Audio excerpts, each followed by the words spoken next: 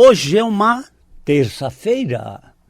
É quando aqui estamos, através dessas ondas milagrosas da Vibe Mundial, celebrando saúde, meus caros. Saúde, que é o aspecto mais importante da nossa vida. Sem saúde nada faz sentido. Eu venho aqui todas as terças-feiras, no horário entre 19 e 20 horas, celebrar saúde através dessas ondas milagrosas da Vibe Mundial. Para quem não me conhece, eu sou o Dr. Rui Mercurio. Eu tenho uma formação médica, através da gloriosa Escola Paulista de Medicina, Universidade Federal de São Paulo. E venho aqui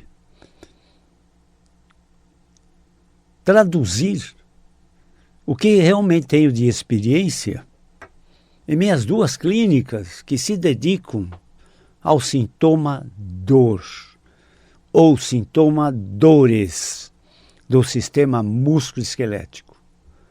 Doença de ossos, vasos, músculos, nervos, tendões e articulações que compõem nosso esqueleto no sentido amplo. Esqueleto não é só osso. E aqui estamos sempre falando sobre dores, que é a nossa experiência.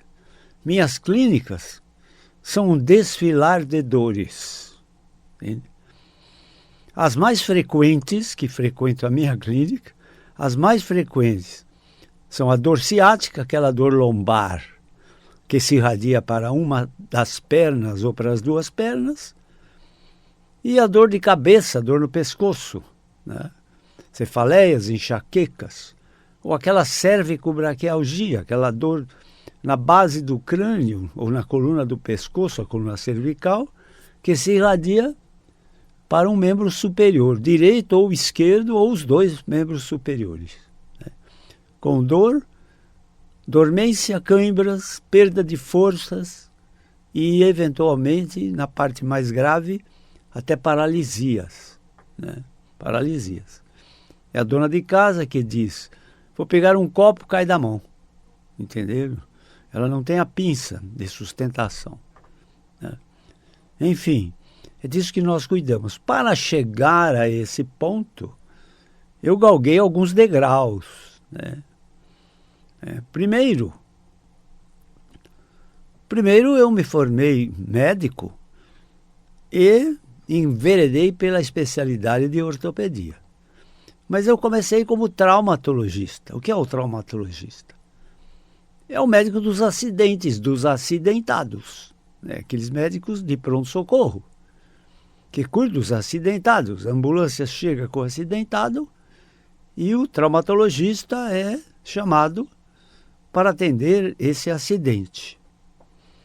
Então comecei como traumatologista, trabalhando no pronto-socorro, na porta dos hospitais.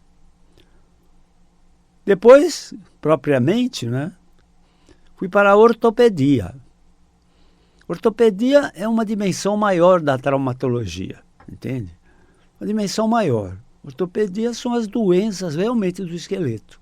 Doenças mais diferenciadas, não traumáticas, por exemplo. Né? Osteomielite, paralisia infantil, paralisia cerebral, entende? Tumores ósseos, entende? E vários tipos de problema, osteoporose. Né? Isso já abrange uma parte mais avançada da especialidade. Muito bem. Depois, com mais alguns anos, me transformei num cirurgião de coluna vertebral. Vejam bem. Antes do advento dos exames de imagem, por diagnóstico de imagem, super especializados, informatizados, né? Comecei tentando tratar coluna com radiografias, ultrassom, cintilografia. Né? Depois vieram alguns dispositivos maravilhosos para me ajudar nos diagnósticos. Né? Tomografia, ultrassom, tomografia computadorizada tridimensional, ressonância magnética, EOS, aquele exame panorâmico do corpo todo, Entendeu? Então, com esses exames, o diagnóstico, eu não diria que se tornou mais fácil, não. Ele se tornou menos difícil. Menos difícil. Né? Por essa época, uns 30 e tantos anos atrás, talvez um pouco mais, eu fundei na Escola Paulista de Medicina o grupo de coluna vertebral. A Escola Paulista de Medicina, a ortopedia ficou muito segmentada, né? Cirurgião de mão, cirurgião de ombro, cirurgião de quadril, cirurgião de joelhos, cirurgião de pés. Entende? Eu fundei o grupo de coluna vertebral, cirurgia de coluna vertebral. Entende? Por conta disso, vejam vocês, eu fundei o primeiro ambulatório de coluna vertebral da Escola Paulista de Medicina. E vejam que coisa incrível, né? Eu fundei esse ambulatório, abri uma agenda. Em uma semana, talvez 15 dias, talvez, a agenda estava lotada de consultas por 2 anos para frente. Imagina vocês. Imagina vocês. Olha que coisa incrível. Eu fundei o grupo de coluna como se fosse hoje. E resolvi abrir uma agenda para começar a atender os sofredores de coluna. Eu abri essa agenda, de repente eu tinha consulta marcada para 2 anos para frente. Sim? Era uma busca, uma procura incrível, né? Os meus colegas da época, né, não gostavam de coluna. Nem o próprio titular da cadeira de ortopedia gostava de coluna. Né? Eu sempre fazia perguntas para ele de coluna, ele não se sentia confortável com as minhas perguntas de coluna. Entendeu? Então eu fui buscar conhecimento de coluna, entende? Nos Estados Unidos da América, entende? Onde tinham serviços de coluna vertebral, entende? E frequentei um serviço em São Paulo que tinha de um cirurgião de coluna vertebral no Hospital Sorocabano, em São Paulo. Por conta disso, eu consegui me tornar um cirurgião de coluna vertebral. E comecei a ver o seguinte. Em termos de coluna vertebral, existem 2 variantes importantes.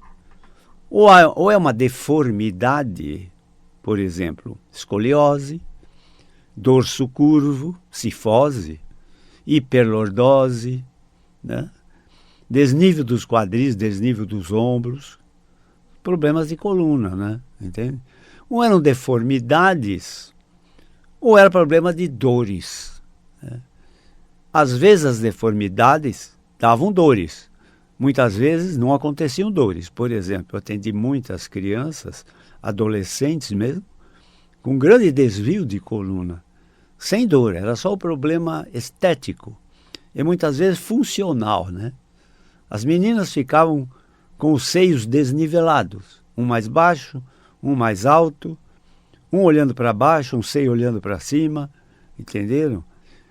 Existiam deformidades importantes, torções, verdadeiras torções do eixo vertebral, que desnivelavam o corpo. A linha da cintura, por exemplo, sofria deformidades. Uma linha de cintura era rasa, a outra linha de cintura era funda. Entende? Então, nas meninas, isso dava um grande complexo de inferioridade, né? Numa hora em que elas eram adolescentes, né?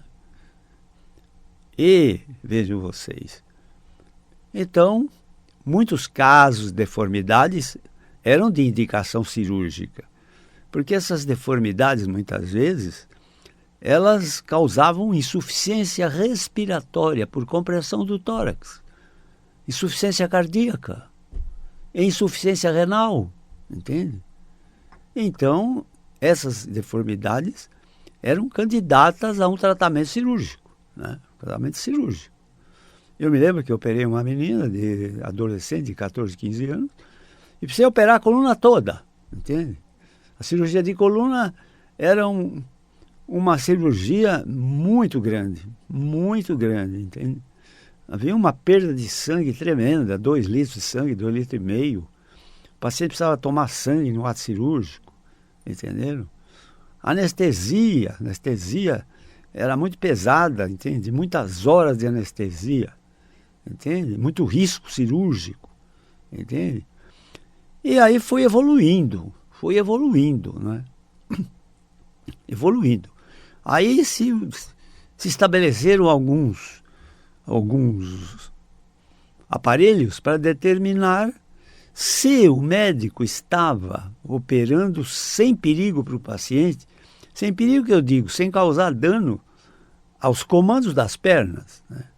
Porque o grande temor da cirurgia de coluna lombar eram sequelas de paraplegia. O paciente ficava paralítico da cintura para baixo, entenderam? Como complicação da cirurgia. Então, era terrível, né? Entende? Aconteceu um acidente desse. Depois começou a se evoluir e apareceram os tais potenciais evocados. Potenciais evocados são eletrodos que realmente se colocam nos membros inferiores dos pacientes no ato da cirurgia e que transmitem a um neurofisiologista que fica na frente de um monitor se o cirurgião está caminhando por um caminho tranquilo na cirurgia de coluna ou se ele está ele está ameaçando uma lesão de nervos importantes da coluna. Entende? Existia um teste incrível, né? Um teste incrível também que se fazia. Chamava teste do despertar. Se treinava o paciente que ia operar a coluna, dizendo a ele, ó, no meio da cirurgia, você vai ser despertado. E nós vamos dar uma ordem para você. Mexa as pernas. Mexa as pernas. Entende?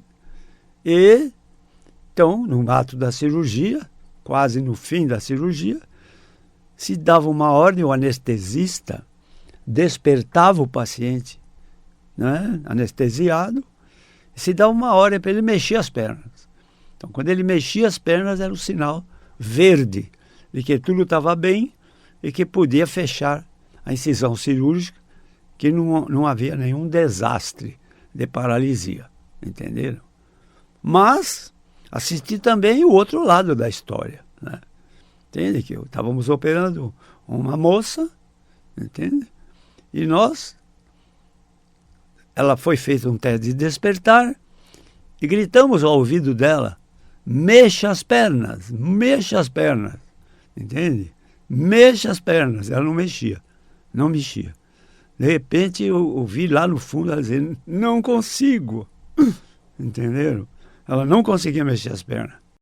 Então a cirurgia foi totalmente desmontada, entende? Desmontada, em prol do movimento das pernas. Mas hoje, veja, o tratamento cirúrgico de coluna vertebral, eu diria que mais de 90% dos tratamentos cirúrgicos de coluna vertebral são por processos de compressão nervosa. Deformidade que causa compressão nervosa. Entende? Eu, quando comecei a operar a coluna, existia um provérbio dos cirurgiões americanos. Eles diziam assim, não opere um paciente só por causa de dor lombar. Entende? Você não vai prometer a ele que vai tirar a dor. Entende? Porque tirar a dor era desejável, mas não era certeza que a dor ia desaparecer. Entenderam? Então, essa era a época. Foi aí que começaram a surgir a tomografia computadorizada tridimensional, ressonância magnética. Aí tudo era mais fácil, né? O diagnóstico era mais preciso, a compressão era bem estabelecida quanto à sua localização, ao seu nível de compressão. Porque a compressão era o fator primordial que causava dores e perda de força. Dores, problemas de parestesia, dormências, formigamentos e paresia. Paresia era perda de força. Embora a perna pudesse mexer, ela perdia força. Entende? O paciente não se sustentava em pé muitas vezes, não conseguia andar alguma distância um pouco maior, entende? Era um quadro terrível, chamado estenose lombar, que dava uma claudicação neurológica. Entende? O paciente mancava, se arrastava para poder andar. Aí a indicação era precisa, né? que tinha que devolver a esse paciente o desempenho de marcha para poder subir uma escada, atravessar uma rua, enfim. Então era uma cirurgia muitas vezes heróica, né? Ela devolvia ao paciente a habilidade que ele estava perdendo, entendeu? Estava perdendo. Mas a coisa foi evoluindo. E hoje, né, grande parte das cirurgias de compressão de coluna lombar ou de coluna cervical faz-se por intermédio de sondas, né? Sondas. São cirurgias endoscópicas, né? Você introduz uma sonda com um monitor de televisão na visão do cirurgião e ele vai ao ponto X da questão, ou seja, onde está a compressão. O grande problema, meus caros, é que quando há vários níveis de compressão, entende? Vários níveis de compressão. Você não pode descomprimir vários níveis de compressão, entende? É uma cirurgia muito demorada, muito difícil, uma perda de sangue muito grande, entenderam? Entende? O risco é alto de a cirurgia ser mal sucedida, entendeu? Então veja,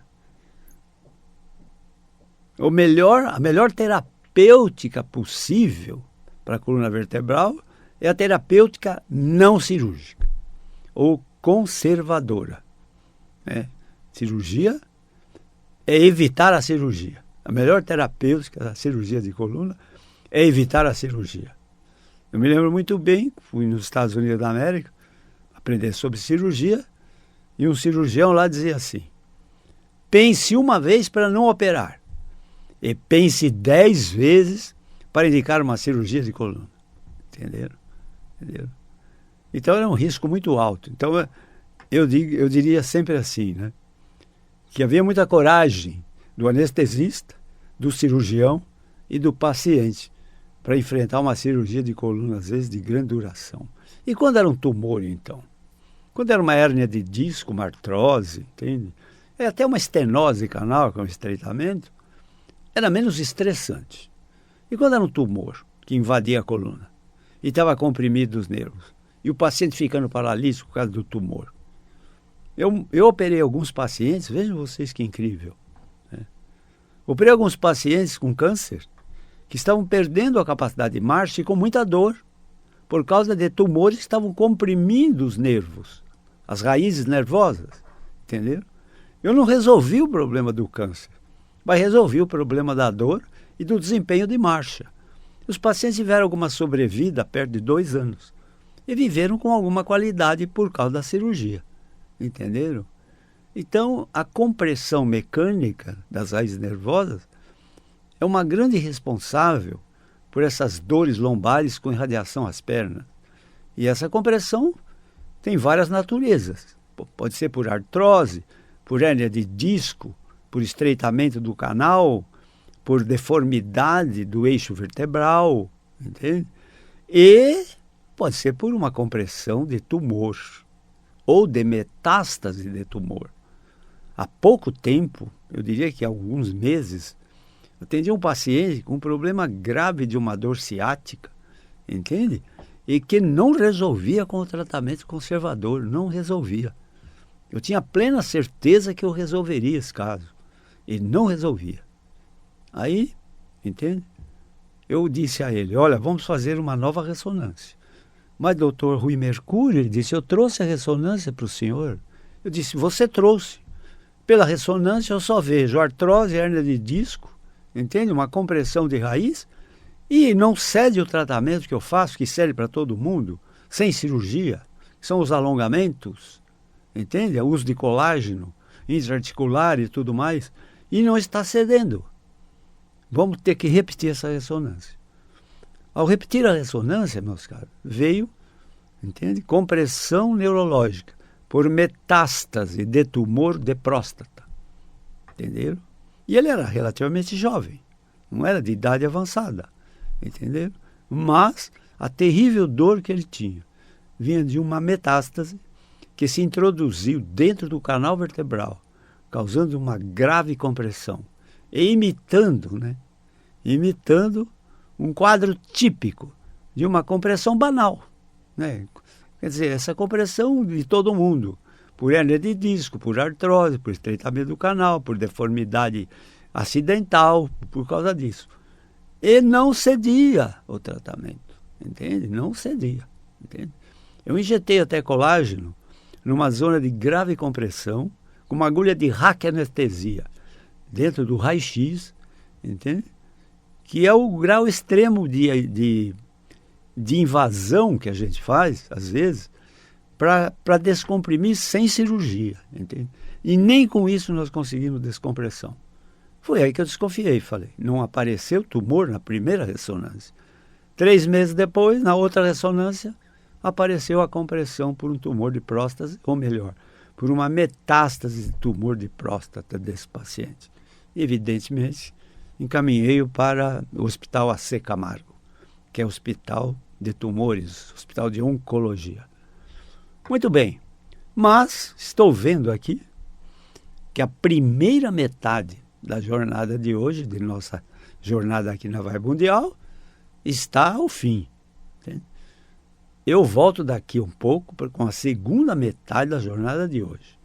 Mas, se quiserem conhecer o meu trabalho médico como clínica de dores do sistema músculo-esquelético, dor de cabeça, dor na nuca, dor no pescoço, dor nos ombros, braços, cotovelos, punhos, mãos, dor no peito, dor nas costas, dor na região lombar, dor nos quadris, dor ciática, dor nos joelhos, dor nos tornozelos ou nos pés. É disso que nós cuidamos. Nossas clínicas são um desfilar de dores. Todos os dias, de segunda a sexta-feira. Todos os dias eu lido com isso. Entendeu? Muito bem. Mas, como disse, nós estamos terminando a primeira metade da jornada de hoje. Nossas clínicas situam-se, uma delas, na Avenida Giovanni Gronchi, 1470, no bairro do Morumbi, em São Paulo, perto do estádio do Morumbi e perto do Hospital Albert Einstein. A outra clínica situa-se na Avenida Pacaembu, 1024. Avenida Pacaembu, 1024, perto do Hospital Samaritano, e não longe do estádio do Pacaembu. Telefones comuns de minhas clínicas. Fixo 11 3661 4243. Celular comum de minhas clínicas. 119 7082 8015. 119 7082 8015. Telefone para perguntas, dúvidas, questões, orientações à distância. Entende? Telefone para emergências. Quem tem dor tem pressa. Telefone para tudo isso é o 119 3014 8888. São os telefones todos de nossas clínicas, de dores do sistema músculo-esquelético. Muito bem, mas estamos terminando a primeira metade da jornada de hoje. Daqui a pouco a gente volta. Darei uns 3, 4 minutos e em seguida voltamos para a segunda metade da jornada de hoje.